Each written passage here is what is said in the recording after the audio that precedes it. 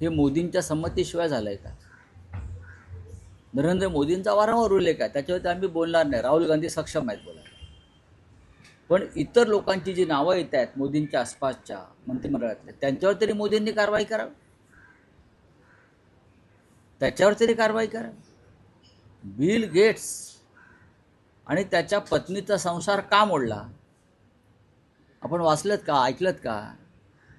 जेव्हा बिल गेट्सच्या पत्नीला कळलं की बिल गेट्सची जेफ्री एपिस्टन बरोबर संबंध आहे आणि जेफ्री एपिस्टनचा धंदा जो आहे हा लहान मुलींना फूस लावून पळवणं आणि जगभरातल्या राजकीय नेत्यांना त्या मुलींचं शोषण करू देणं, हे जेव्हा मिसेस बिल गेटला कळलं तेव्हा तिने आपल्या नवऱ्याशी घटस्फोट घेतला की अत्यंत निर्घृण आहे.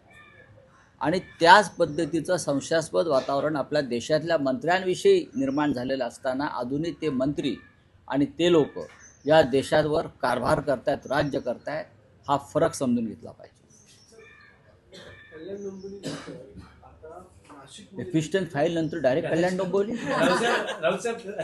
तिथे पण एपिस्टन आल्या का कोणी? जेफ्री तिथे जेफ्री आहेत खूप, म्हणून सांगतो. महाराष्ट्रातल्या भाजपात आणि इतर पक्षात सुद्धा खूप जेफ्री एपिस्टन आहेत. राज्याच्या राजकारणातले काही